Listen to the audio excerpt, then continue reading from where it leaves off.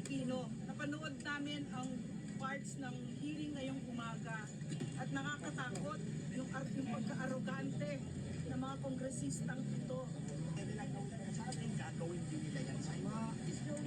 Ma'am Joey, ano po masasabi mo doon sa sinabi ni Abante sa Tuan po ngayon? Kanina. Well, pinag-isipan namin tong action na to, hindi to random. Alam nyo, kaming mga political content creator na aligned sa politics ni PRR, we are not stupid. Alam namin yung galaw ninyo, alam namin yung laro ninyo, pinapanood namin kayo dahil kayo ang nilalabanan namin, uri ng politika na gusto ninyong manaig dito sa Pilipinas. Yan ang ayaw namin. Ayaw namin na binabalas-ubas ng mga Pilipino. Ayaw namin na tinatapakan yung mga karapatan namin. We are not going to be intimidated. Benny Abante, we are not intimidated. I am not intimidated by you. And we are going to bring this fight kung saan fair ang laban. Doon tayo magkita-kita, doon tayo magsagutan. Hindi ako pupunta doon sa lugar niya kung saan babalasubasin niya ako. Bakit? Na hindi ako makakasagot? And then they are going to impose a lot of things on me and would limit me to answer yes or no. Mag-usap tayo kung saan fair ang playing field. We are not going to be intimidated sa mga kabulukan nyo dyan. Mga abuser kayo ng kapangyarihan dyan sa House of Representatives. Ang dami nyong utang sa mga Pilipino. Flood control na hindi nyo ma-account ng maayos. Perang binigay ninyo sa sarili ninyo, 12 billion 2023, 12 billion 2024, and 17 billion ng 2025. You cannot explain kung saan nyo gagamitin yan. And so,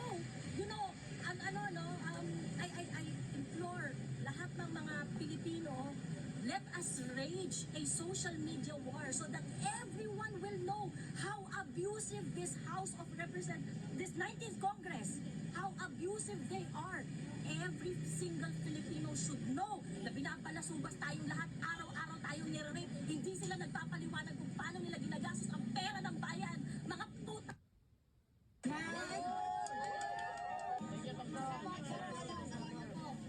Ako si Mabinis, vlogger ng Cebu. Maliit lang ako na vlogger. Bakit nandito ako?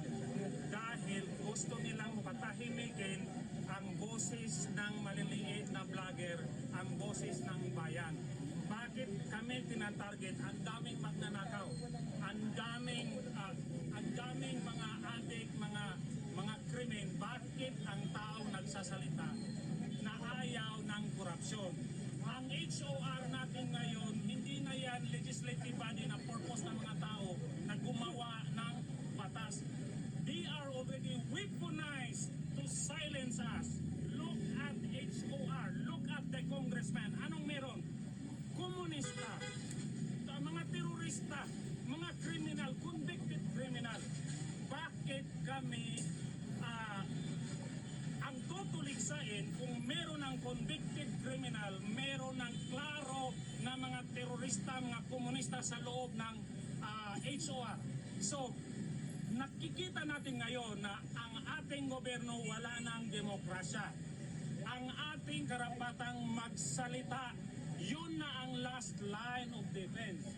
Ang 40 na target nila is not the 40. That is to intimidate every Filipino na nagagalit. I am not voicing my opinion. I am representing the voice of the Filipino.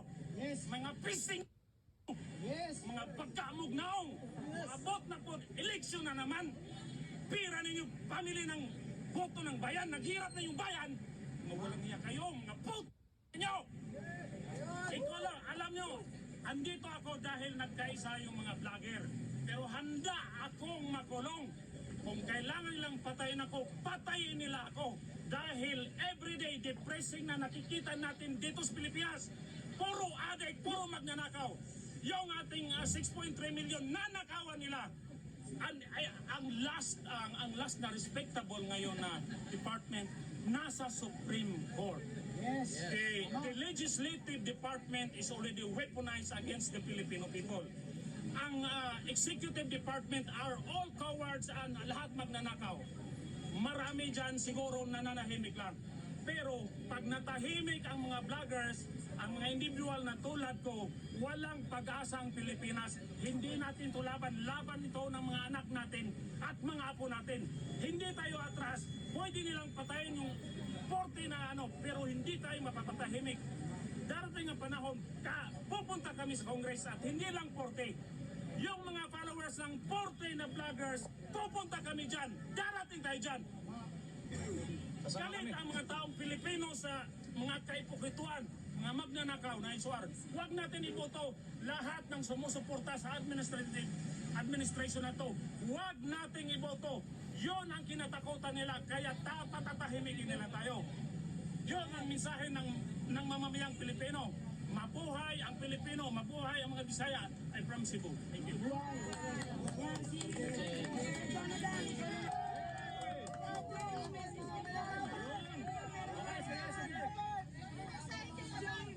Respect na lang kay Abante, ma'am. Respect na lang kay Abante.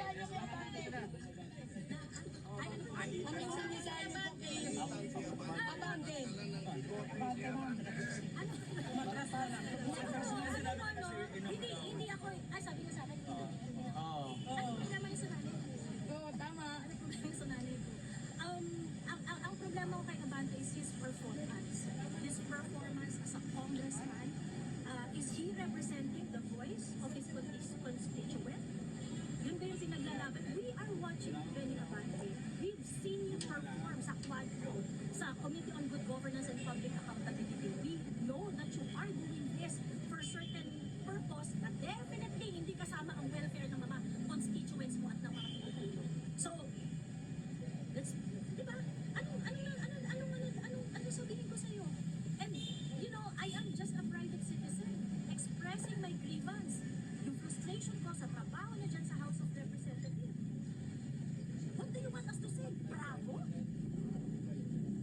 mean, that's ridiculous. I mean, you cannot take my rights. Yun lang yung meron tayo eh. Tayong mga content creator, tayong mga vloggers, yun lang yung meron tayo eh. Boses. And you want to intimidate us, you want to silence us. Why?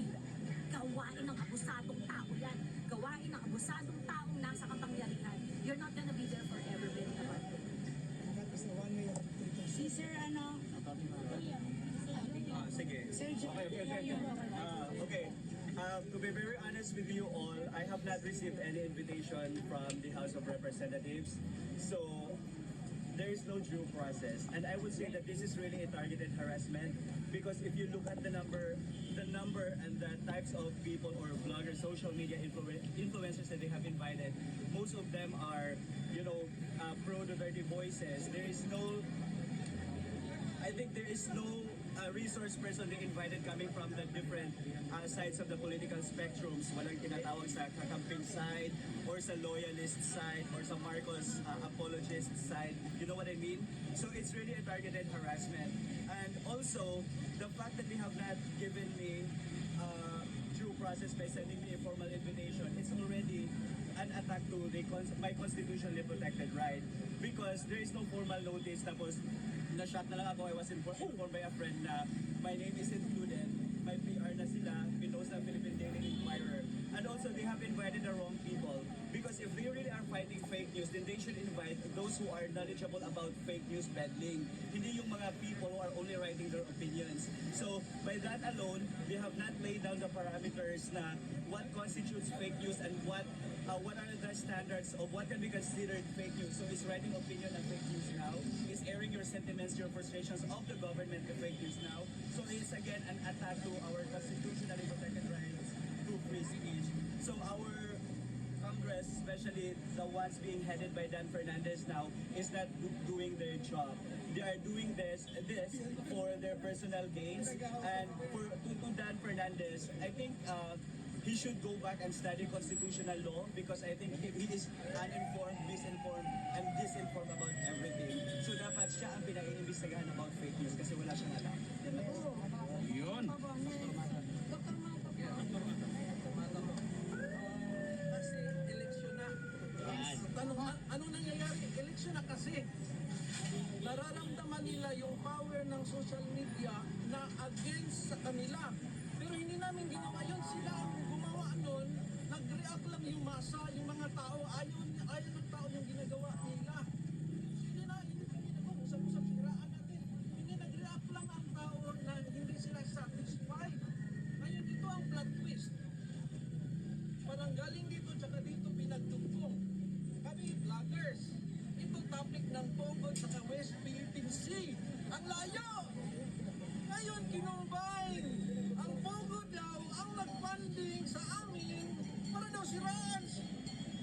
plot twist. Yan ang hirap kami ha. Ang hirap paniwalaan. So, kaya ayan. Nandito ako, may mga pasyente akong may sakit, may dengue, iniwan ko. Kasi gusto ko ipaglaban yung karapatan ko na hindi pwedeng ganunin dahil wala pong masilip sa akin na fake news po. So, pinoproteksyonan natin dito ngayon ang freedom of speech. Dahil ang freedom of speech po, yan po ang thermometer ng demokrasya. Kung walang freedom of speech, pangit na ang demokrasya ng Pilipinas. So, huwag po itong i-allow, huwag po dapat itong tuloy para hindi matakot ang mga tao na magsalita.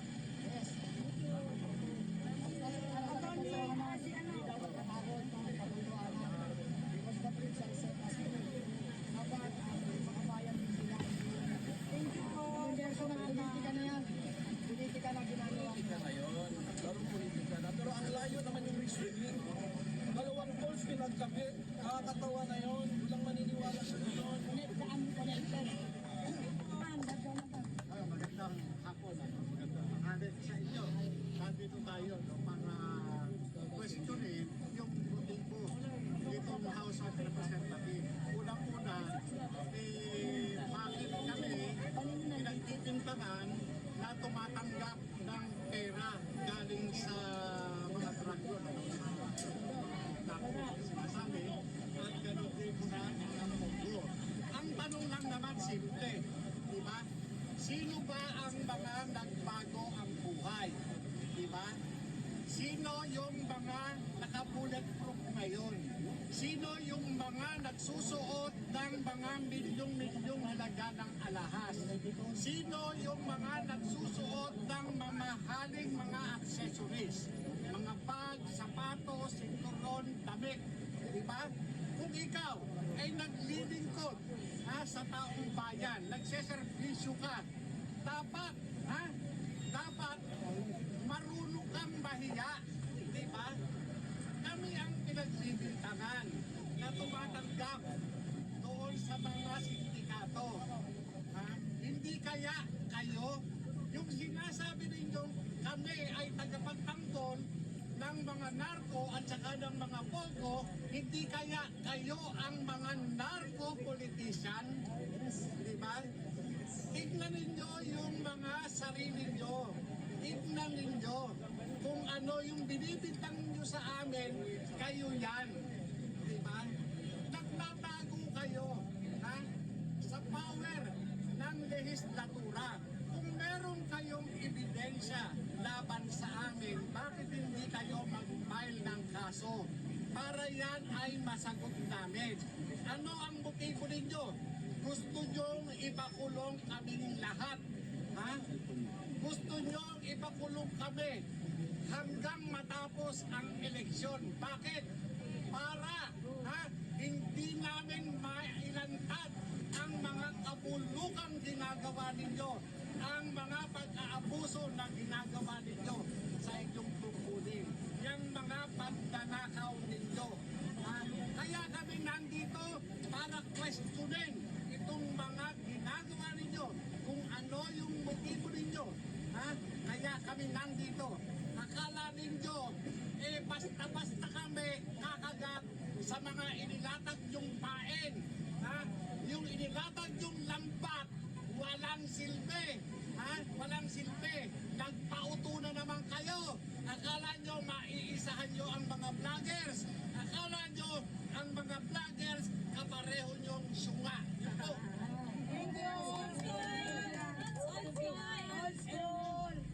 Old school! Magandang hapon po sa inyo lahat. Nagulat ako bakit ako nakasama dito. Pero sabi nga natin, huwag ka na magulat. Hindi tayo tatahimik sa mga kupal na to. Hindi kami natatakot kaya hindi kami sumipot. Ginamit lang namin yung utak namin dahil hindi nyo kayang linlangin ang mga may totoong pakay sa tunay na magandang mangyayari sa Pilipinas. Hindi kami maging tau-tauhan nyo dyan at hindi rin kami papayag na putang ina gawin nyo kami, bubulihin nyo lang kami dyan for yes or no.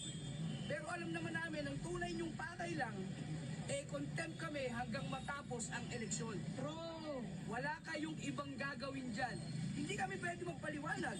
Tapos sinasabi nyo kanina, natatakot kami. Eh hindi po kami natatakot sa inyo. Ang kinakatakutan namin, yung hindi namin maibigay, yung side namin pag tinatanong nyo kami. Dahil lahat na lang ng tinatanong nyo, walang karapatang sumagot sa inyo. Tandaan nyo po, ang taong may pinaglalaban para sa bayan, kahit sa inyo, hindi kami matatakot. Yan ang tunay na laban. Yan ang gusto namin ipamana sa mga kabataan, sa mga anak namin, sa apo namin.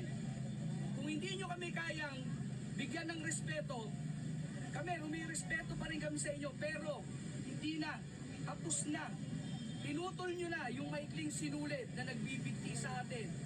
Pero sasabihin ko lang sa inyo po, hindi kami susuko, hindi kami luluhod sa inyo. Ilalaban namin kung ano ang kailangang ilaban para sa bayan natin.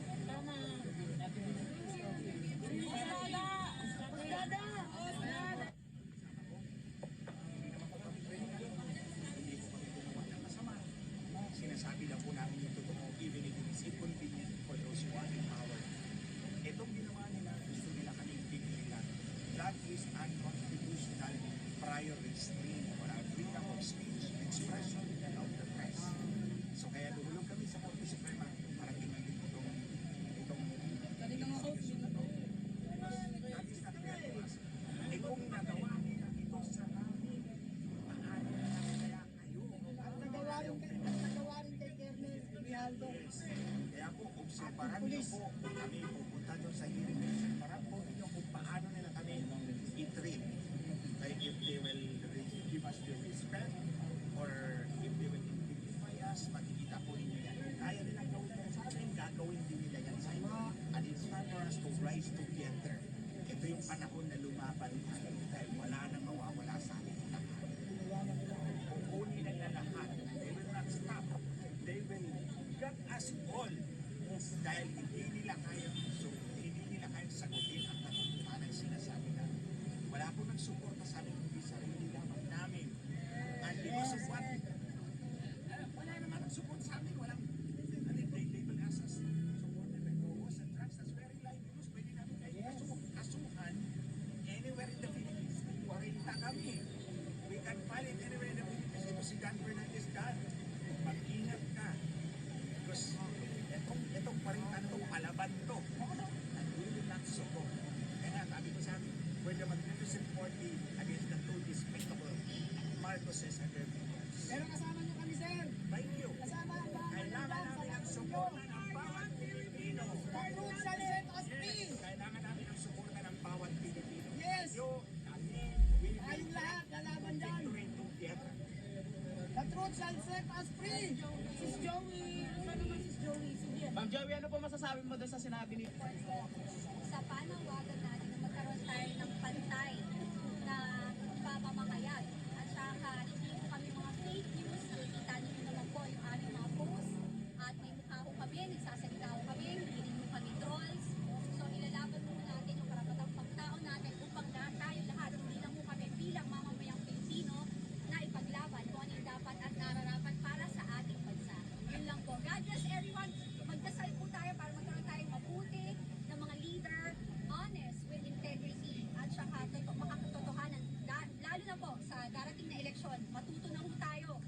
Hindi mo natin kailangan ng lumang mga politician na hindi kaya ipagtanggol ang kapakanan ng ating bayan at mamamayang Pilipino. Thank you. Thank you. Bustada, please. Bustada. Sige na, isa lang daw. Bustada. Mark na lang.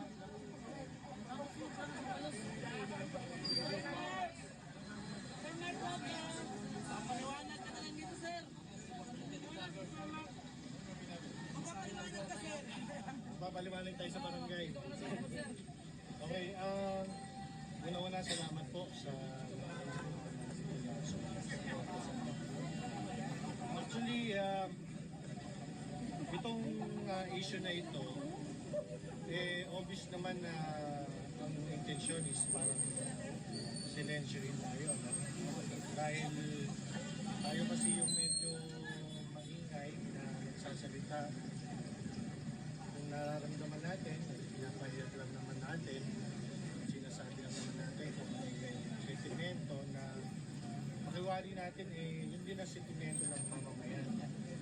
At kaya naman siguro nagkakaroon tayo ng following, kaya naman po siguro tayo sinusundan sa ating mga social media accounts is because kung ano po yung sinasabi natin, yun po yung pakiramdam ng taong bayan. Kaya po ito, itong ginagawa ngayon ng ating, nakakalungkot na itong ginagawa ng ating gobyerno ngayon, particularly itong ating kongreso, ito yung parang pagsusupin sa ating karapatan ng magsalita. Kaya hindi po tayo tatahimik dyan at masa po kayo na tayo ay lalaban. Dahil ang pinaglalaban po natin dito ay karapatan natin, mga Pilipino, na karapatan po natin kasi na talagang gisingin natin ang ating gobyerno, kalampagin natin ang ating gobyerno, magsabi tayo kung ano yung napupunan natin. Nasa sa ano naman po yan eh. Yung po mga sinasabi naman natin, yung mga pinapahig naman po natin. Madali naman po yan sa taong bayan. Hindi kayo sa mga congressman na yan. E di kung hindi kayo tinatamaan, bakit kayo apektado? Kung hindi kayo talagang may ginagawang mali o ano, bakit kayo nagre-react? At bakit parang gusto nyo kaming patahimikin? Sinasabi naman natin kung ano yung nakikita namin. Sabihin nyo, fake news kami, hindi naman kami gumagawa ng news kayo. At kung ano lang yung nakikita namin sa inyo, yun lang yung sinusulat namin, ginagawa namin ang aming opinion. At yan ang emphasize ko, opinion yan. Opinion namin, at opinion yan ng nakakarami, siguro, dahil maraming naniniwala sa opinion na yun, at nandiyan po yan, protektado po yan ang ating konstitusyon. So, again po, maraming salamat sa inyo lahat na nandito na sumusuporta. Laban lang po tayo. Sama nyo kami, sir. Thank you, thank you. Sino ba yung mas magandang degote na working Sugar Daddy? Anyway, we're here. This is the last bastion of our democracy. We are taking the fight not in their court, but in the court of the Filipino people. Korte Suprema, the highest court in the land. Dito natin sila dadalhin because dito equal ang laban, fair lahat. So, ewan natin kung anong response nila o anong gagawin nila. I'm pretty sure meron din silang mga contingency plans, meron din silang mga sinasabing plan B or plan C or plan D or mga intimidating tactics na naman ang gagawin nila. So, we will be waiting for those replies and waiting for those actions sa kanila. Sasagutin naman natin yan in a polite and legal way din. No? Pero dun sa mga channels namin, talagang mumurahin natin sila ng isang napakatinding puta. Ay silang animal, silang buwangan nila, los nila. Okay, naghihulat ako ba? Muna, musigaw ng buga na ng mga animal. Anyway, this is our fight. This is no longer our fight. This is the fight of the Filipino people. This is the fight for our freedom. This is now an authoritarian government, a totalitarian government. Wala na. This is just a facade. This is just an illusion of a democracy. We are not in fact in a democracy. I'm telling you that. And tell it to your children, tell it to your family, tell it to your friends. We are not in a democracy. This is just an illusion. People running this government are acting like gods. They're acting with impunity. Wala na. They don't care about your rights. They don't care about your money. They don't care about anything except their own self-interest, their own vested interest, and to perpetuate themselves in power by suppressing and talagang tigihin lahat na ng mga dissenting opinions. No? So, I'm calling on the Filipino people. This is your fight. We need to speak up. We need to stand up. At ito yun. This is the last bastion of our democracy. I hope the Supreme Court will be wise and will be considerate in tackling this petition. At hopefully we could get a favorable ruling from the Supreme Court. Because I still have faith in our justice system. Honestly. No? Yung legislative at saka executive, colluding na sila, as we all have seen. Pero ang Korte Suprema, I hope, and I still pray, and I still hope, no, na they will still uphold the rule of law and interpret our laws of the land na dinisilyo talaga for the betterment of the entire Filipino nation. So yun lang po, no, and I hope you will be with us in this fight because this is going to be a long and hard battle. It's going to be an uphill climb. So I hope andun kayo at itutulak nyo kami, no? Habang tinatahak namin yung very uphill. Salamat po. Salamat po. Thank you. Maayong hapon. Maayong hapon.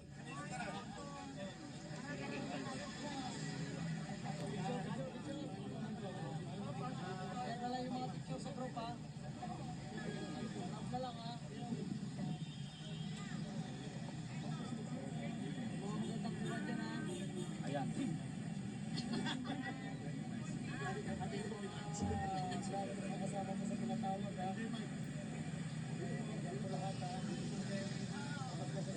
May isang fish tayo. May isang fish.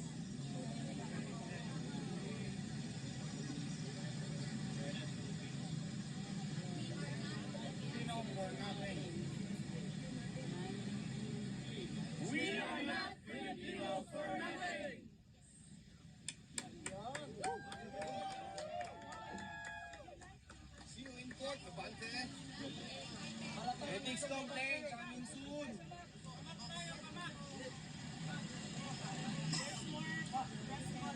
Restaurant tayo. Restaurant Max Rosa.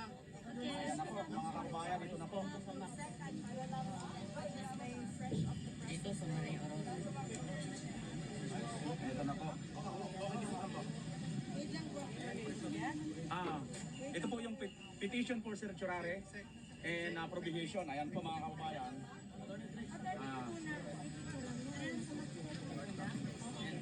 Wait lang po. Ayan po.